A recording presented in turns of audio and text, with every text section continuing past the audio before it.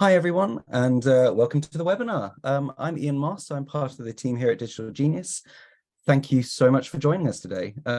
Today, we're talking all things customer service metrics, and I'm delighted that Ines Castro from On will be joining us. Hello, Ines. Hello, hello. I'm very happy to be here as well. Thanks, Ian. Thank you so much. So, when we decided we wanted to have a webinar about metrics, On and Ines were the first people that came to mind for the team here. And so this is incredibly exciting. So just as we get started, housekeeping, I'm sure if you've all been on Zoom webinars before, we'll be doing questions at the end. So please do your Q&A. Please use the Q&A button to ask questions, which we will get to at the end of the webinar. And so just ask them throughout as you think of them, and we'll do that. We're planning to have about 30 minutes, but we've got a little bit of time if we go over, so we'll do as many questions as we can handle. But to kick us off, I wanted, first of all, to talk about a survey that we ran at Digital Genius of 200 customer service leaders, so heads of customer service, heads of e-commerce, all within e-commerce businesses, and we wanted to ask them, what are the metrics that they were looking at. We've also done wider questions than that, and we've compiled this all into the first of a series of reports, and the first report is called "What Are Customer Service Leaders Thinking?" So if you want to look at that, go on Digital Genius website. We might send a link to it after the webinar, and you can download it yourself and have a little play around. But talking about metrics, I wanted to give you a sneak preview of what's going to be the second report in this series, which is all about metrics. So we gave our survey respondents a number of metrics and asked them to tick all the ones that they track. But before we look at those results, I wanted to ask everyone here the same questions. So I'm going to launch a poll now. So hopefully you can all see this. So there are two questions in it. The first question is, what is the number one metric that you currently measure? There were 10 options here, so I had to cut a few of them off. So if there is one that you track, or your number one metric isn't listed there, please put it in a comment and we'll look at it as we go through. Question two is, what metric do you wish you could track out of that list? Or again, if there's one that you really wish you could track, but it's not listed here, then please do put it down there. We'll look at the results at the end of the webinar. But for now, let's have a quick look at what the results were of our poll. Let me just make sure I've got this on screen. It seems to have disappeared off my screen, but I'm sure we'll find it. Yes, here we go. So first of all, this is the answers that we had from our attendees. So agent productivity, that came out number one, all the way down to ticket resolution time. So what's interesting here is we asked people to tick as many as they wanted, but there's no clear dominant one, which I think is interesting. But you can see a whole bunch of ones here that we've added into the poll. And it'll be interesting to see at the end of this webinar whether the audience here kind of agrees, or whether they have one particular one that they're interested in. But that's enough from me. Let's talk to Ines. So Ines, I'll stop sharing my screen. With all of those metrics there, which ones are the ones that you and On track? Yes, I think we measured them all except customer effort score and revenue generated by customer service. And not because we don't think they are important, but just we don't have them in our list right now. So it was also interesting to see those KPIs. And we also have some KPIs additionally that I didn't see on the list. For example, average handling time, number of interactions. So if a ticket or a interaction with our customer was solved with one phone call, or one phone call at 3 emails, we measured that quite a lot. Reopen ratio and automation rate, of course, I was missing that. And regarding this question, is not only about the list of KPIs, because then we also discuss how often do we look at these KPIs. And every KPI, you can break it down, drill down, have different scopes. So you have like vertical layers, right? Can be global as a company. You have regional, country, teams, agent specific. Then we have horizontal layers, let's say. We break down into topics. We have the KPIs per topics. also per channel, because it changes if it's phone or if it's email.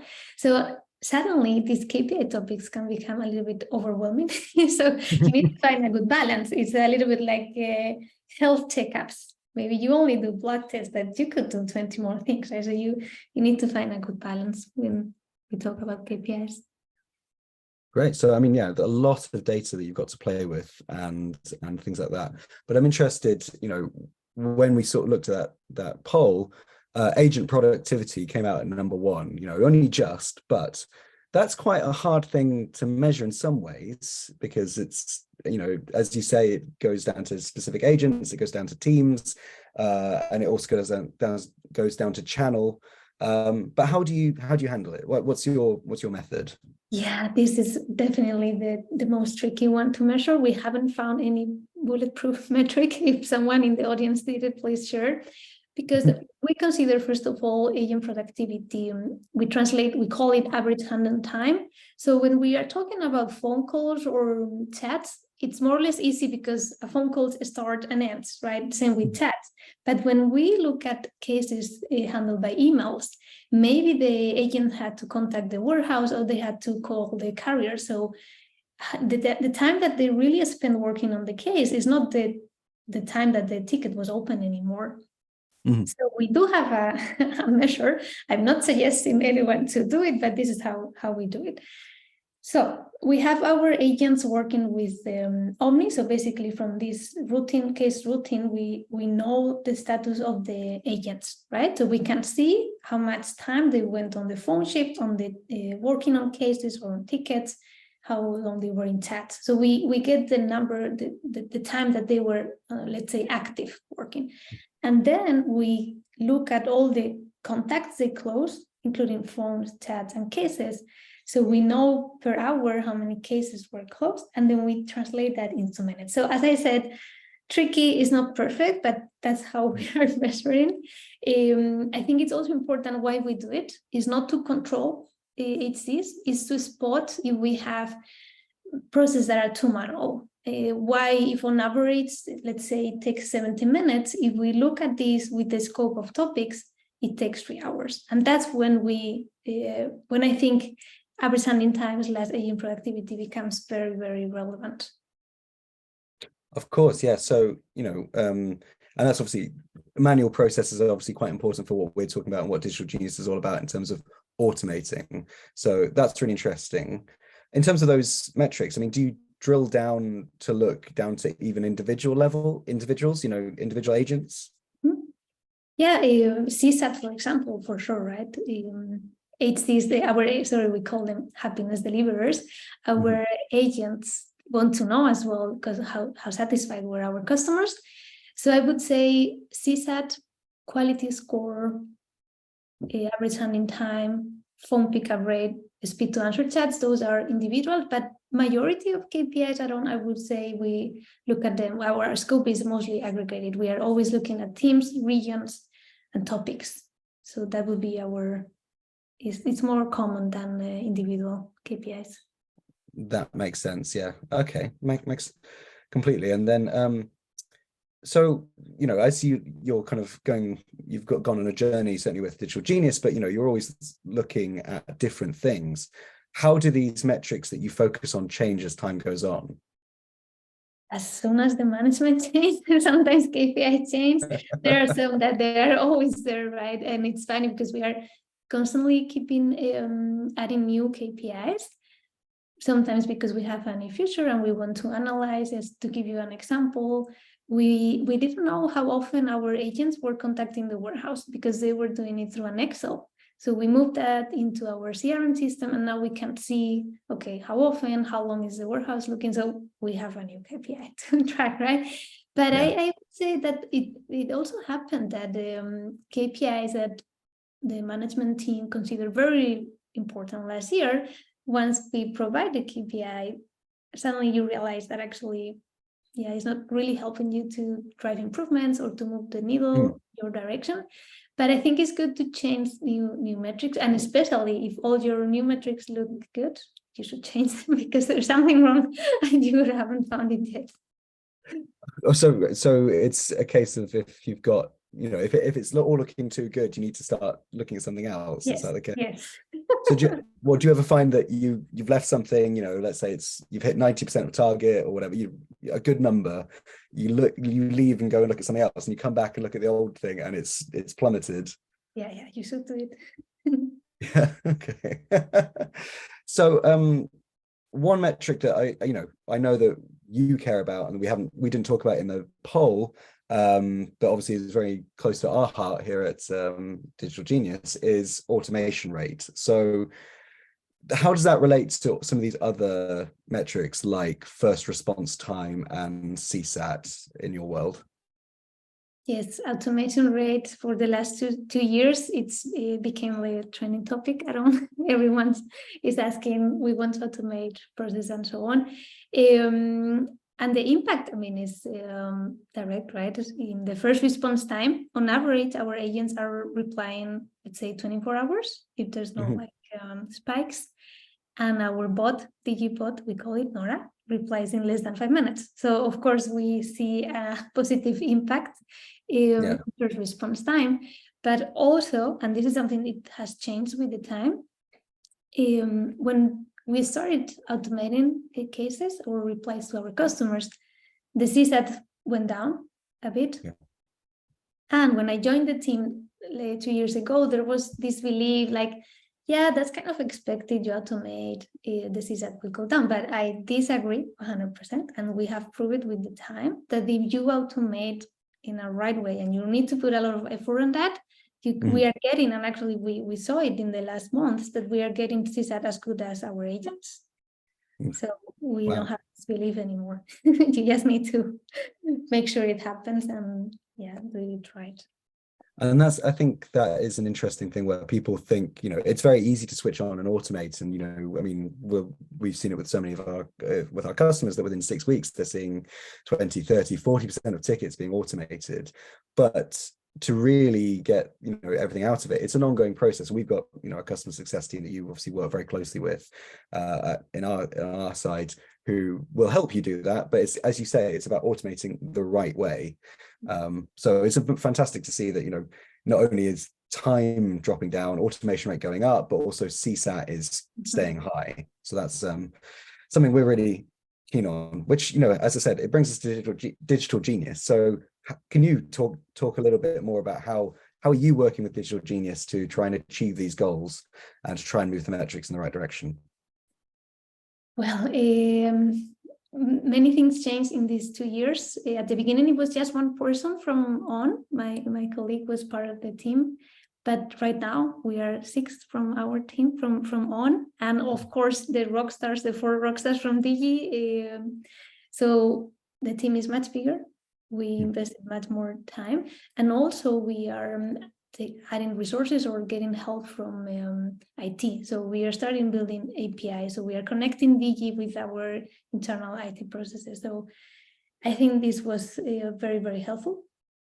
And then we are much consistent with the KPIs. As I said at the beginning, we were just looking at automation rate. But now on a weekly basis and per topics, we look at automation rate, resolution rate, because we added something on our flow. So if the customer didn't get the answer that he was looking for, they can just reply to the email, and this is routed to an agent. So we can also measure that. And of course, CSAT. And we are very consistent and looking at 3 KPIs. If something is going down, we just go to this specific topic, or maybe it's in a specific region. So we can see, we have dashboards with all these metrics, and we can just see, okay, what's going on. And there's always, it's easier to spot, like maybe the access to DHL is failing. That happened 2 weeks ago. Oh, wow. Right. Okay. With all these KPIs and dashboards, we can spot the problem right away. Yeah, we have quite many examples of how all help. Can give the audience an example of what is my order. I think this is our favorite topic in customer service in e-commerce. 2 years ago, for all topics, all cases we were getting about where's my order, we only have 3 automated templates. As of today, we have 60, and 60 only in English, then translate to German. But the CSAT is it went from 2 point something to 3.8. Wow. Yes, so it really pays off. Yeah. Well, so that's like what, about 1.5 point, and is that out of 5, as in? Yes, and we are aiming to reach 4 no matter what. Yeah. That's pretty good. I mean, pretty good for a where is my order query as well, because sometimes that's not your fault. That's something that's the carrier. That's carrier is the warehouse, but of course the brand is the brand. But yeah, we found some tricks. okay. And I won't ask you to reveal what those tricks are right now, but that's amazing. So and so, what's the journey been like, these last 2 years? What has it helped you as a business to achieve? These 2 years, I mean, it's been fantastic. I can personally, for me, it was the first time working with automation and artificial intelligence world. So it's been great. And the collaboration with the team from Digi is when we are in the same room, not only online, but every 3-4 months, we really try to meet in person. Mm-hmm. There is such a synergy. It's not easy to find, right? Because I really feel you understand our problems and you bring a lot of knowledge, and so the synergy really works. But also on the weekly meetings, we have issues, we have tough topics, we have challenges, but we always have fun. And that's something we really appreciate. That it's never boring. It's never boring, yeah. And so, in terms of helping you achieve these metrics, actually, I think one question we have at the end is, is there a number one KPI at all? What is your kind of North Star metric? Golden metric, whatever it might be. What would you say your number one metric is? Yeah, this is tricky, because I think in customer service, you ask one of our agents, one of our happiness deliverers, they might answer CSAT. But if you ask the team lead, they might answer average handling time, right? So I think it depends. But if I have had to mention one that across different departments like IT and marketing, we are looking at, and everyone knows the number, is NPS.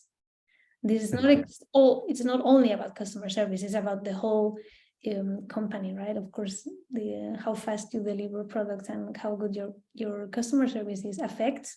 But I would say this is the number one KPI that everyone knows the number on a weekly basis. That makes sense. And I guess just coming back to automation rate briefly, is that something you're always looking to increase, or is that something that you're quite happy with as it is at the moment, or is it always something you're just trying to nudge it up and automate more and more as you're able to? The strategy right now is to start automating topics that we never did in the past. So with the current topics, we are fine with the automation rate.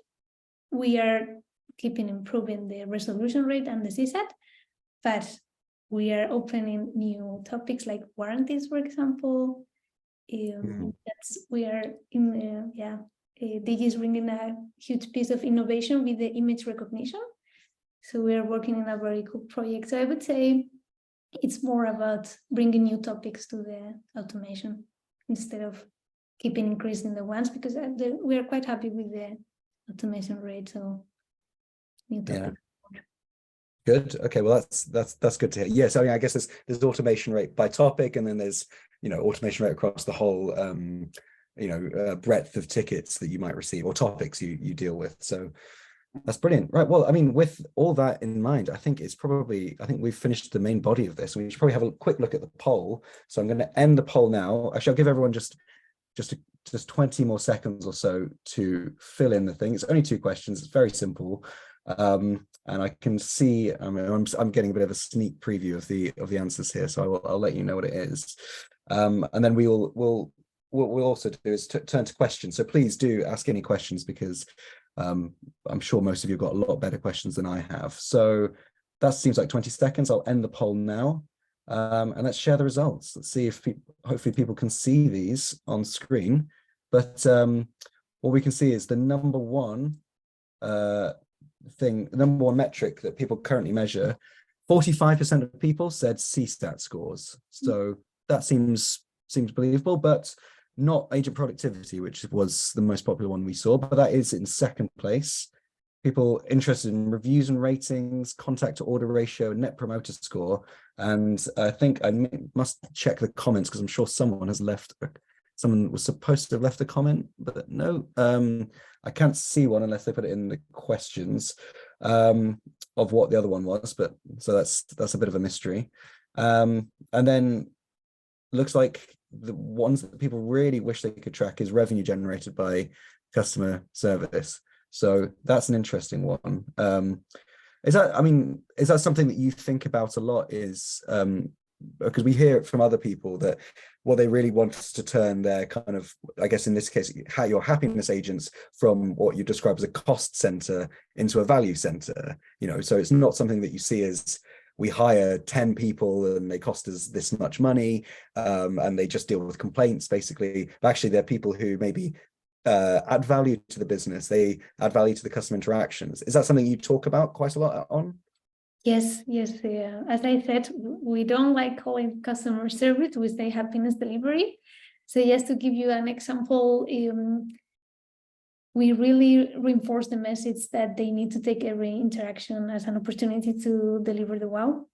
And this can be translated to everything, right? So also for them, when we have in the NPS, the distractors NPS, our happiness deliverers are also trying to, have a second chance, like understand also what went wrong, like so we can learn from it. So we are really looking at problems, learning, and try to convert that into something and into a good experience.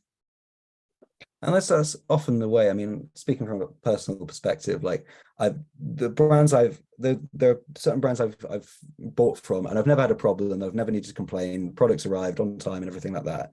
And then there are ones where something goes wrong, and sometimes it's not their fault, but actually how they deal with that problem sometimes makes me think better of them than the ones I've never had a problem with. So I ordered something before Christmas and it didn't arrive in time. It wasn't a Christmas present, but this company went above and beyond to try and, get me the thing I needed in time with all the delivery problems that we had in the UK with strikes and everything. And I will always buy from them now if I need another thing because of how they treated me. So I think that's an interesting point. Yeah. Maybe just to me, maybe not to everyone else. And also, one of the reasons why we are investing so much in automation is because we want our agents to focus in on bringing value and delivering the wow, and not on doing manual tasks, manual processes, right? We want to make sure that they have the time to wow customers. That's our vision. Yeah, I think that's a perfect summary of what we're trying to help On and brands like On to achieve. So before we get to questions, we'll just wrap this up. I just want to quickly let everyone know that we have a little offer to anyone who happens to be on the call, where we're talking about metrics. We have a free automation analysis. So what we can do is, using our AI, we can detect things like what your tickets, what topics your tickets cover. So what we do is we plug into your system, whether it's something like Zendesk or Freshdesk or Dixa or anything else that might be out there, and then it takes about 5 minutes, and then over a couple of days later, we're able to basically generate this dashboard that's specific to your business, showing you what your top topics are. So here's some of the topics that we track on the left, and then also what your kind of coverage is, what the kind of what this looks like over time. So if you are interested in getting that, it's a free tool, a free thing that you can get. Go to the URL at the bottom or drop me a line after this, and we're very happy to set that up for you, and we'll be in touch about that. But that's enough selling from my point of view. Let's look at some questions, shall we? Before we do questions from the audience, I just had one question, which is, we did ask you about what your number one metric is, but we didn't ask you the other side of the poll, which was, what metric do you wish you could track if you could track anything? Yeah, there are many things that I would love to know. I think we're always talking about handling time of our agents, and everything is from our agents' point of view. But I would love to know, when customers suddenly realize they have a problem or they have a question, how long does it take for them to actually find the website, open the right channel, decide on where to click. In that area, we feel a bit blind, and I would love to know if it's easy for them to find, if they are, I think I would say that. And also, I would love to know more about the KPIs from our sector, right? Like, what are the KPIs for other companies? I've been only in one country. We have a team in China. They work completely on a different way. They have different CRM systems. Part of their CRM system, I think, is called Tmall. They can see the KPIs from other brands, and this is open to the public. So you can see the CSAT for a competitor. It's open to everyone. It sounds a bit scary, but yeah, maybe it's coming. Sounds, like potentially like GDPR might not be applying to some of these things, or NDAs or whatever it might be. So brilliant. Okay, cool. So we've got a couple of questions. Let's answer this one live. So working as a luxury brand, do you find that agent productivity is potentially less important than it may be at other organizations you've worked at, who may have a lower average order value? And if so, what KPIs would you find more important? Yeah, good question. Actually, it's funny because the company I was working before, I would say, is even more premium. But okay. As part of their culture, they didn't really care about the customer that much. After they booked with us or they bought with us, they were all about sales, getting new leads, and customer service was always left apart. And that's one of the reasons I also changed to on, because I could not feel aligned with the culture. So I wouldn't say it depends on the price of our product. It's about the culture or the philosophy of the company. Like, is the customer important for you? And then with that it comes. So agent productivity is also important for on. And it was for years, but of course this is not the first thing we look at. No, as discussed. So and we talked a bit about what other KPIs you found important, so we don't need to go over that again, I think. But unless there's anything you wanted to add? No, I think the list of KPIs is already very long. Sometimes it can get overwhelming. I mean, I guess sometimes it must be hard to see, the wood for all, the numbers, the graphs, everything's kind of going around. But yeah, great. So we've got a few. Oh gosh, this is quite a long question. I'll try and read it out loud or summarize it if I can. But if we want a question about improving CSAT, so if we see that customers are happy with their service due to their response on the phone, but if they fill in a CSAT, they score more negatively than we expected them to score. So we see the reasons that have nothing to do with the service. So I guess that's an interesting thing about separating the CSAT from the agents and the customer service team from the sort of the general satisfaction of the brand or the business itself. So yeah, she says the example here is, if a parcel's delayed but they really need the product soon, we can offer to send them it all right away and sort it out, but then they can see that the problem is they get marked down for having a delay. So how can you make it clear to customers that they really need to focus on the person helping them instead of the overall experience? So any clues on that? That's interesting, because for us we see that a little bit the opposite. So when we have delays in the deliveries, it's usually because something happened on the warehouse. Our CSAT remains as high as always, but the NPS is dropping.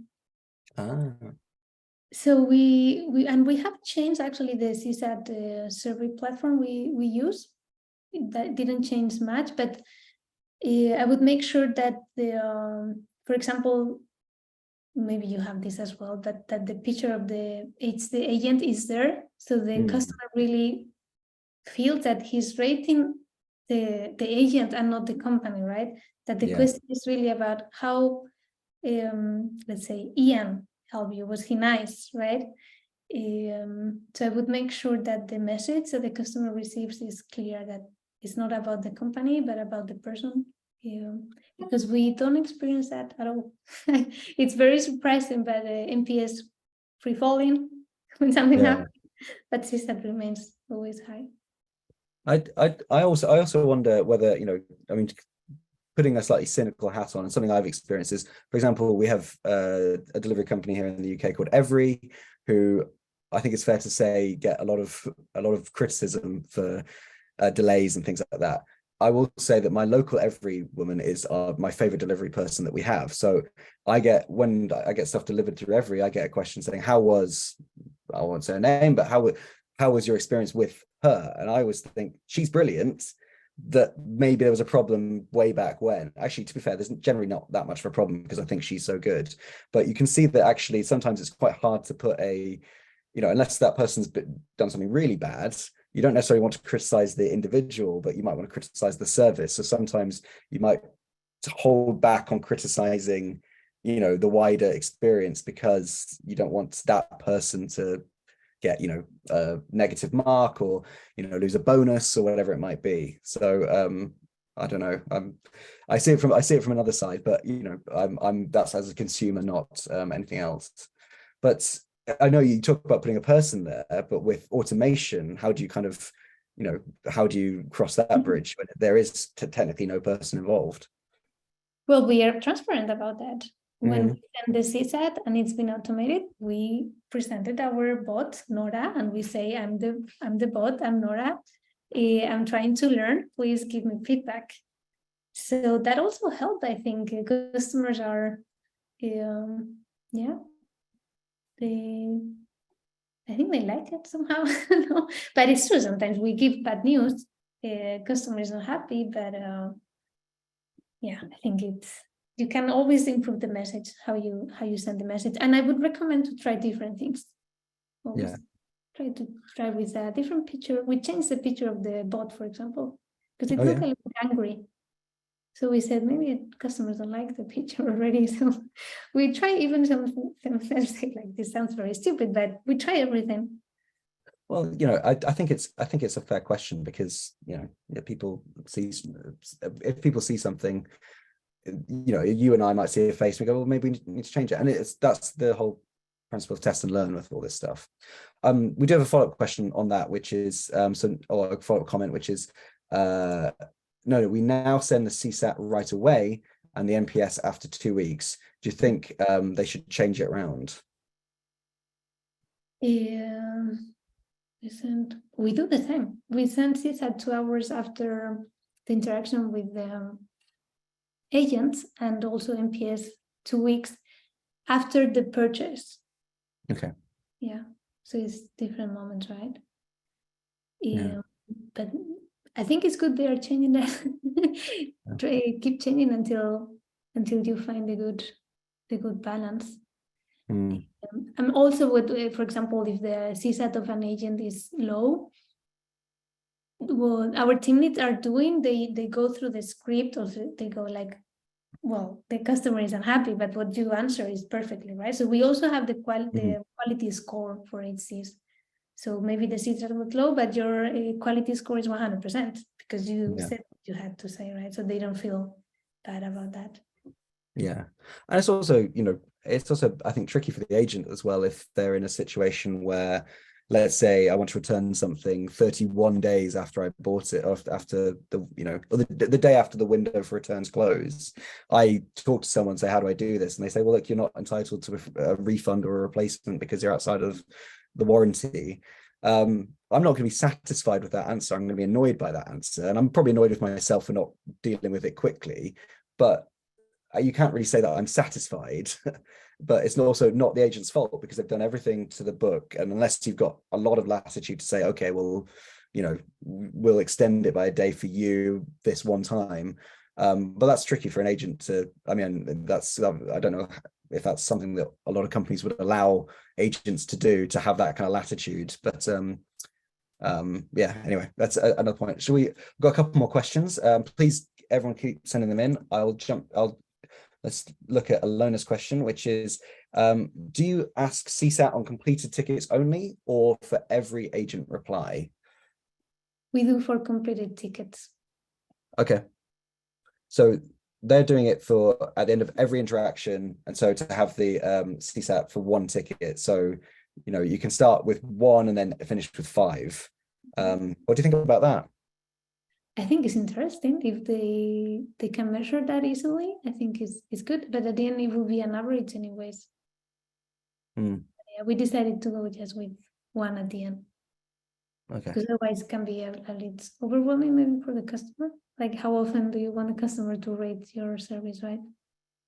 Yeah, that's true. Yes, when I guess it does get to the point that one number sometimes hides a lot of the story underneath it, but and hopefully this gives you a few more numbers that tells a bit more of a story. So I think it's an interesting approach. And do you find so? I think one final question, unless any come in between now and the time we finish answering this one. So you see that you obviously have Nora. You say that there are bots. We know that some people can be a little bit concerned about being upfront about there being a bot. But do you find that your customers are generally less happy dealing with a bot than they are with another person, or they were actually? That's a slightly different question. Two questions. Do you find people react negatively to the fact it's a bot, or and that actually you being transparent is the best thing to do? I think I'm talking about emails, right? Sure. So I think customers react very positively even more with this because we answer very, very fast, right? So if the bot really answered what the customer was needing, the CSAT is always 5. But if you didn't answer what the customer meant, the CSAT is 1. So we see polarities on the CSAT. But if you really make the effort on building flows and answer that the customer to solve what the customer needs, then the CSAT is much higher on average than the in email. Then on phone channels, we're still not automating anything, and we are now going with the bot. And sometimes it happens that customers are chatting with agents, and they said, "This is the best bot ever." And it was a human, right? And the other way around. Sometimes they don't realize they are talking to a bot. Wow. Okay. Yeah, I don't. Yeah, but it's true. We removed the picture of the bot because we thought customers were maybe like biased somehow. So but we still say, "I'm the bot. I'm not a bot." Okay, so it's just a picture of the bot. It was a picture because it was honestly it was like an angry bot. Yeah, no one wants to deal with an angry anything. So brilliant. Well, I think that kind of covers all of the questions. So Ines, this has been absolutely wonderful. And thank you so much for taking your time to join us. And thanks everyone for joining the session today. If you've been watching this, the recording will be sent out shortly, probably tomorrow. And yeah, we hope you can join us for the next webinar. Ines, thank you so much. No, thank you. It was a pleasure. See you soon. Bye. Bye, everyone. Bye.